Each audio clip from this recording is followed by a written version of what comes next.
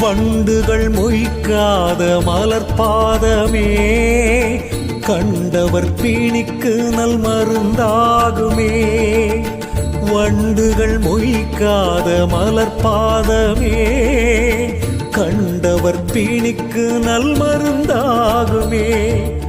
ஆதிச்சுடரொளியே சற்குருவாய் வந்தது, வெந்நீர் மேனியோடு சிவரூபம் ஆனது.